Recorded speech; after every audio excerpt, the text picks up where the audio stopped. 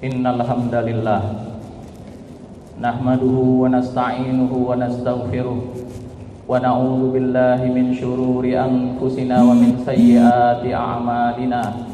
May yahdihillahu fala mudilla lahu wa may yudlil falan tajida lahu waliyyan mursyida. Asyhadu an la ilaha illallah wahdahu la syarika lah wa asyhadu anna Muhammadan 'abduhu wa rasuluh safiyuhu min khalqihi wa habibuh ballaghar risalah wa addal amanah wa nasaha lil ummah wa kashafallahu bihil ummah wa tarakana 'alal mahajjatil bayda lailuha kanahariha la yazighu anha illa man kana minal halikin. Yaqulu tabaraka wa ta'ala fi kitabihil karim. A'udzu billahi minasy syaithanir rajim. Bismillahirrahmanirrahim. Ya ayyuhalladzina amanu taqullaha haqqa tuqatih wa la tamutunna illa wa antum muslimun. Ya ayyuhan nasu ubudu rabbakumul ladzi khalaqakum min nafsin wahidah wa khalaqa minha zawjaha wa batha minhuma rijalan katsiran wa nisaa'a wattaqullaha alladzi tasaaluna bihi wal arham innallaha kana 'alaikum raqiba. Ya ayyuhalladzina amanu taqullaha wa qulu qawlan sadida yuslih lakum a'malakum wa yaghfir lakum dzunubakum wa may yuti'illaha wa rasulahu faqad faza fawzan 'azima. Amma ba'd. Pertama-tama marilah kita panjatkan puji syukur kehadirat Allah Ta'ala atas segala nikmat yang Allah anugerahkan kepada kita, yang nikmat itu tak sanggup kita menghitungnya kalau kita berusaha menghitungnya. Wa in ta'uddu ni'matallahi la tuhsuha, dan apabila kalian menghitung nikmat Allah, niscaya kalian tak sanggup menghitungnya. Salawat beriring salam semoga selalu terlimpahkan kepada Rasulullah junjungan kita, Nabi Muhammad sallallahu alaihi wasallam. Dengan perantaraan beliau, alhamdulillah pada hari ini kita bersama-sama menyembah Allah di masjid yang mulia ini. Mudah-mudahan Allah memberikan selalu rahmat, inayah dan perlindungannya kepada kita semua. Ma'asyiral muslimin rahimakumullah, marilah kita tingkatkan ketakwaan kita kepada Allah Subhanahu wa taala. Pesan ini khatib sampaikan untuk diri khatib dan kepada ma'asyiral muslimin keseluruhannya. Marilah kita tingkatkan takwa, kita hindari kemaksiatan-kemaksiatan dan berharap serta berdoa hanya kepada Allah Ta'ala serta menghindari kesyirikan. Dalam hadis yang diriwayatkan oleh Imam Tirmizi dengan derajat hadis hasan sahih, Allah Ta'ala berfirman dalam hadis qudsi, Ya bna Adam, innaka ma da'autani wa rajautani wa fartu laka ala makana minka wa la ubali. Wahai anak Adam, selama engkau mengharap dan bermohon kepadaku, niscaya aku akan mengampunimu sebanyak apapun dosa yang kau lakukan. Ya bna Adam, lau balagat dunubuka ananas sama fastaghfartani aghfirulak. Wahai anak Adam, walaupun dosa-dosamu sampai menjulang ke langit, kalau engkau memohon ampun kepadaku, niscaya aku akan mengampunimu. Ya bana Adam, wahai kaum muslimin yang dimuliakan Allah, ketika semakin banyak umat dan hamba Allah yang kembali mengingat Allah, semakin ramai orang yang sholat di masjid-masjid Allah, semakin semangat mempelajari Al-Quran, bertilawah, membaca Al-Quran, memperbaiki bacaannya dan berusaha mengamalkannya. Semakin ramainya kajian-kajian Islam yang utuh tentang Islam pada majelis-majelis ilmu yang diikuti oleh umat. Tak kenal tua, muda, miskin, kaya, wanita dan pria. Semakin ramai dari hamba Allah pada umat ini yang mendekatkan diri kepada Allah Ta'ala, mendalami samudra kasih sayang Allah pada hambanya berupa nikmat ilmu, iman dan amal. Tak kalah pula semakin masifnya wanita muslimah untuk menutup aurat. Bahkan sebagian dari mereka sampai menggunakan niqab hanya karena takut kepada Allah Ta'ala, menjaga kehormatannya demi menjalankan agama Allah Ta'ala. Namun ma'asyiral muslimin yang dimuliakan Allah, sebagian umat ini yang merupakan hamba Allah Ta'ala ada yang bersimaharajalela dalam kemaksiatan, dalam dosa dan bermaksiat kepada Allah Ta'ala. Bahkan di antara pelakunya adalah keluarga kita. Kadang penyebabnya semakin berusaha umat untuk taat kepada Allah, tapi kadang umat lupa menegur orang-orang yang terdekat dengannya, orang-orang yang tersayang di sekelilingnya. Padahal Allah Ta'ala menegaskan agar selain menjaga diri kita, kita juga diperintahkan menjaga keluarga kita. Allah Ta'ala berfirman, Ya ayyuhalladzina amanu qu anfusakum wa ahlikum nara. Wahai orang-orang yang beriman, jagalah diri kalian dan keluarga kalian daripada siksa api neraka. Dosa semakin disuka, pelakunya menjadi idola, pembelanya dia anggap sebagai pahlawan yang disanjung dan dipuja. Berat rasanya istiqomah di zaman ini. Setiap mata terbuka yang ada hanyalah dosa, setiap telinga yang terpasang, yang terdengar hanyalah suara maksiat dan sia-sia. Sulit rasanya mencari sejengkal tanah yang masih steril dari virus dosa. Acara-acara televisi yang menjadi kiblat budaya sepertinya tak malu-malu lagi menjajakan dosa. Secara vulgar menampilkan tarian-tarian erotis dan para biduan yang nyaris telanjang tak berpakaian. Liputan kehidupan malam, pelacuran dan tarian erotis diobral jauh dari kesan menunjukkan dampak negatifnya, tetapi lebih layak dikatakan sebagai bentuk penawaran dan memberikan layanan. Pemirsa diberitahu di mana lokasinya, nama-nama pelacurnya, nama-nama pezinanya, sampai cara membukingnya.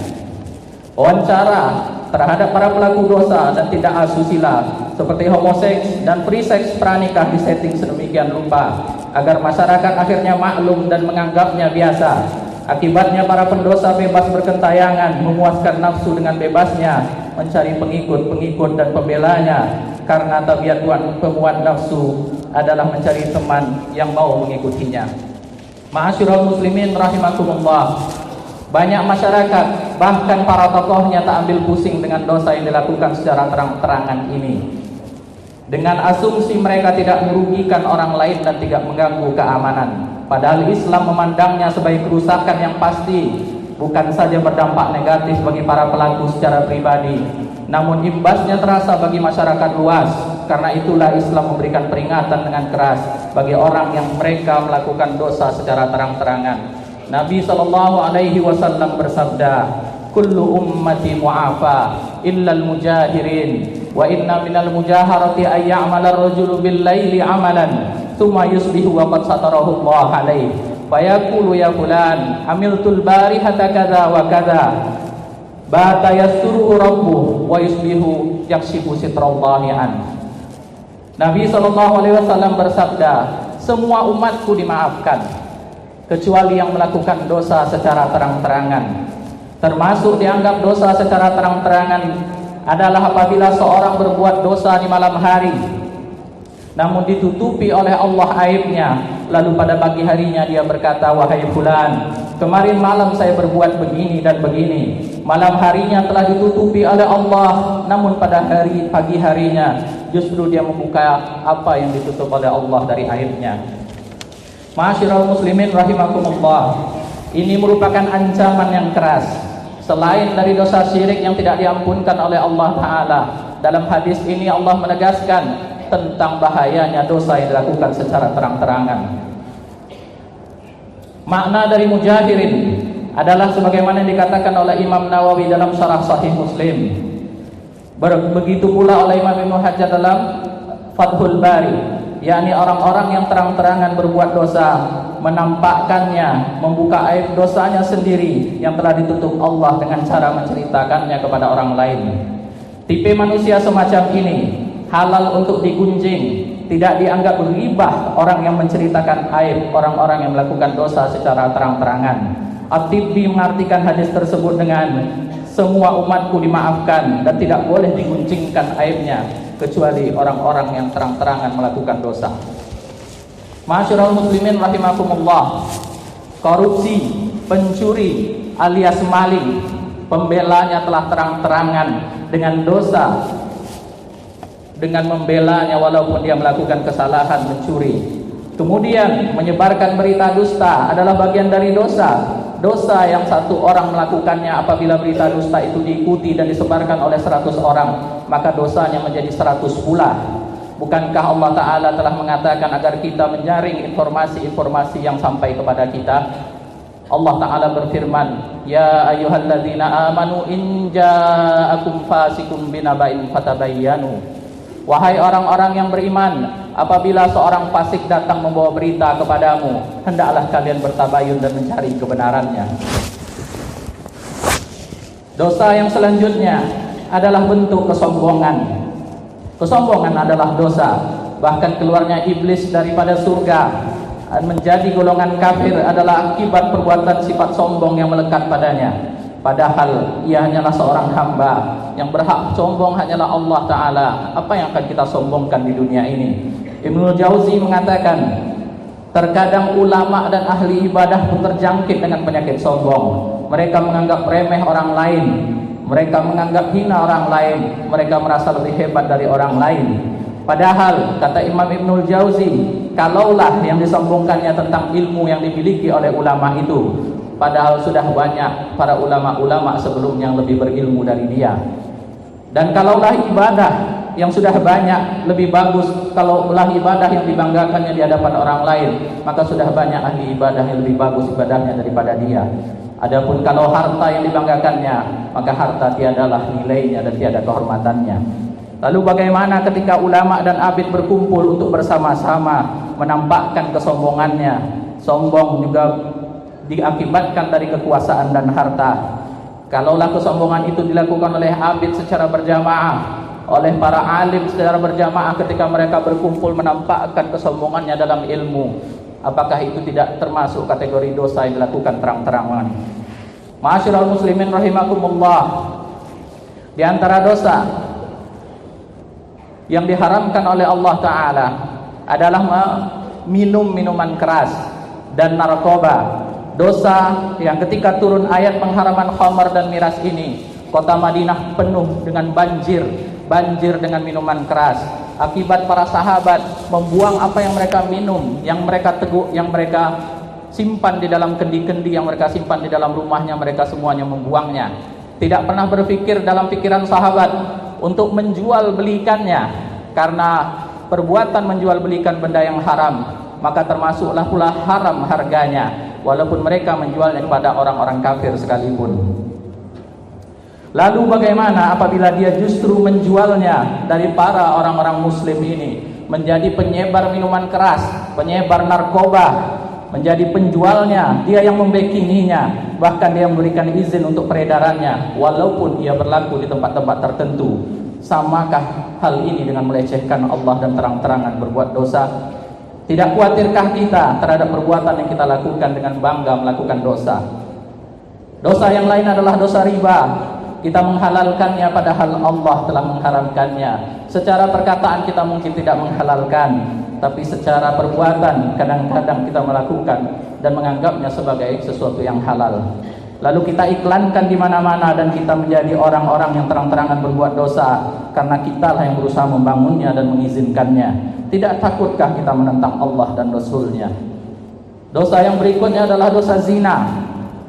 Selain zina Allah haramkan, maka Allah haramkan pula mendekatinya dan muqaddimahnya.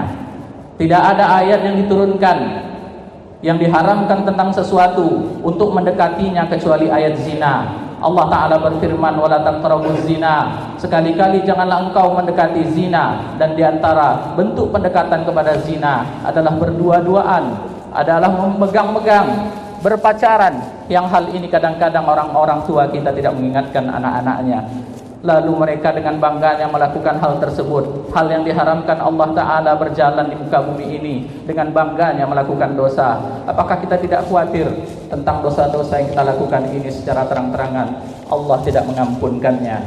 Padahal Nabi kita telah menegaskan, ma dhahara qaumun ma dhahara fi qaumin ar-riba waz-zina illa ahallu bi anfusihim iqaballahi azza wa jalla. Tidaklah nampak pada suatu kaum tersebarnya riba dan zina kecuali mereka pada dasarnya telah menghalalkan iqab Allah atas mereka. Na'udzubillah min dzalik.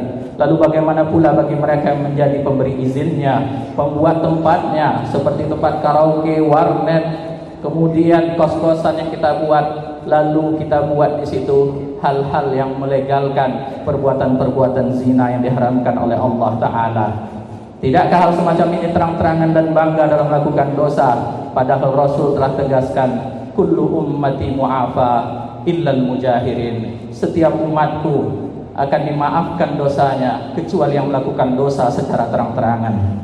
Bagian dari mujaharah ataupun dosa yang terang-terangan adalah orang yang terang-terangan berbuat dosa di depan umum bahkan menganggapnya biasa. Bagian dari membuat dosa terang-terangan adalah orang yang menceritakan kepada orang lain aib dan dosa yang ia perbuat padahal Allah telah menutupi aibnya. Dan orang yang membuat segala perbuatan dosa itu menjadi mudah dikonsumsi oleh orang lain karena perbuatan dan kekuasaannya. Na'udzubillah min dzalik. Nabi SAW bersabda, man sanna fil Islam sunnatan sayyi'atan fa umila biha ba'dahu kutiba alaihi mislu wizri man amila biha wa la yanqusu min auzarihim syai'. Siapa yang memberikan contoh dalam Islam dengan contoh yang buruk lalu diikuti oleh orang lain, maka dosanya termasuk memikul dosa orang-orang yang melakukannya dari orang-orang yang mengikutinya. Allah juga menegaskan dalam surat An-Nur ayat 19, Allah Ta'ala berfirman, a'udzubillahi minasyaitonir rajim, innal ladzina yuhibbuna an tasyi'al fahishatu fil ladzina amanu lahum adzabun alim fid dunya wal akhirah wallahu ya'lamu wa antum la ta'lamun. Sesungguhnya orang-orang yang suka tersebarnya keburukan dan fahisyah serta perbuatan keji di kalangan orang-orang yang beriman, maka bagi mereka azab di dunia dan di akhirat, dan Allah Maha mengetahui sedangkan kalian tidak tahu. Ma'asyiral muslimin rahimakumullah, Imam Ibnu Qayyim Al-Jauziyah menyebutkan, dosa walaupun tidak terang-terangan dilakukan maka akan mengakibatkan dampak perbuatan buruk. Di antara dampak buruk yang diakibatkan dari perbuatan dosa adalah terhalangnya ilmu yang bermanfaat, kemudian gelapnya hati, membuahkan dosa yang baru, karena adalah sifat dosa itu berulang-ulang dan mengakibatkan timbulnya dosa yang baru, kemudian diazab di akhirat, serta kerugian lain yang ditanggung pelakunya bila tak mau bertaubat. Akan tetapi apabila dosa yang dilakukan terang-terangan adalah lebih dahsyat dan akibatnya daripada dosa yang dilakukan secara diam-diam, sebab dia pun telah meremehkan Allah dan Rasulnya serta melecehkan orang-orang yang beriman yang menganggap dosa itu adalah tabu. Ma'asyiral muslimin rahimakumullah, aqulu qawli hadza astaghfirullah li wa lakum wa li sa'iril muslimina min kulli dhanbin fastaghfiruhu innahu huwal ghafurur rahim.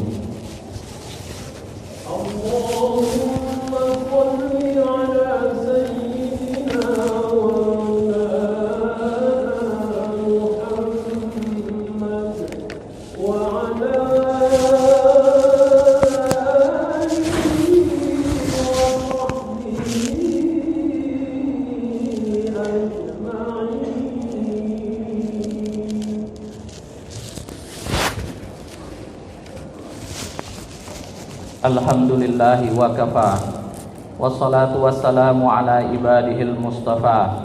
Ayuhan nas ittaqullaha fa innahu qad faza man ittaqa wa aflaha man hasalat tuqa. Jamaah kaum muslimin yang dimuliakan Allah, di antara yang menyebabkan kita dapat menjauh dari dosa adalah dekatnya kita dengan Al-Qur'anul Karim. Para hamba Allah yang dimuliakan Allah, pernahkah kita menyadari bahwa Al-Quran itu adalah kitab yang agung? Bahkan segala sesuatu yang dikaitkan dengan Al-Quran, ia pun akan menjadi agung. Jibril alaihissalam turun membawa Al-Quran, maka ia pun turun menjadi agung karena Al-Quran, sehingga ia menjadi penghulunya para malaikat dan ia dikenal sebagai Ruhul Amin. Nabi Muhammad SAW diturunkan Al-Quran kepadanya, maka beliau pun menjadi agung sebagai penghulu manusia di awal dan di akhir, dan menjadi Nabi yang paling utama. Al-Quran turun kepada umat Nabi Muhammad SAW, maka umat ini pun menjadi agung sehingga mereka dikenal sebagai khairu ummah, sebaik-baik umat. Al-Quran pula diturunkan di bulan Ramadan, maka ia Ramadan menjadi agung dan menjadi penghulunya bulan-bulan. Al-Quran turun di malam Lailatul Qadar, maka malam itu pun menjadi agung sehingga dia disebut sebagai sebaik-baik malam. Demi Allah yang tidak ada ilah yang berhak disembah selainnya, bahwasanya Al-Quran bila turun di hati seorang insan, maka ia menjadi sebaik-baik manusia. Karena Nabi SAW bersabda, khairukum man ta'allama al-Quran wa 'allamah. Sebaik-baik kalian adalah orang yang mau belajar Al-Quran dan yang mau mengajarkannya. Dan apabila Al-Quran itu turun dalam kehidupanmu dan dalam hari-harimu, maka hari itu menjadi sebaik-baiknya hari.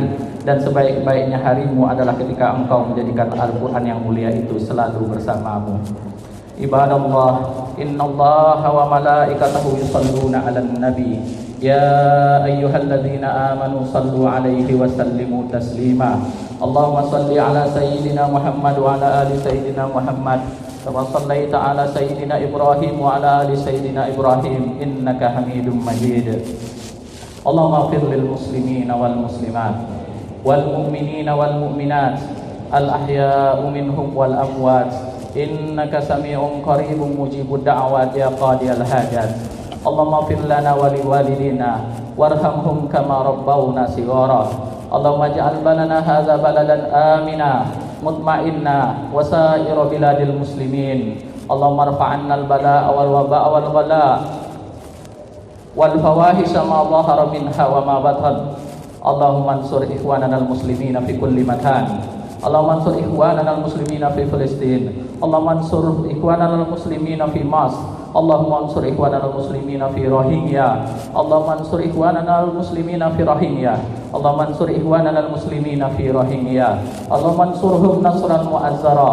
Allahumma innahum jiya' fa'at'imhum warat faksuhum atsyana faskihim maglubuna fantasir maglubuna fantasir maglubuna fantasir. Rabbana asrif 'anna adzab jahannam inna adzabaha kana gharama innaha sa'at mustaqarra wa muqama. Rabbana atina fid dunya hasanah wa fil akhirati hasanah wa qina adzaban nar. Walhamdulillahi rabbil alamin. Aqimus shalah.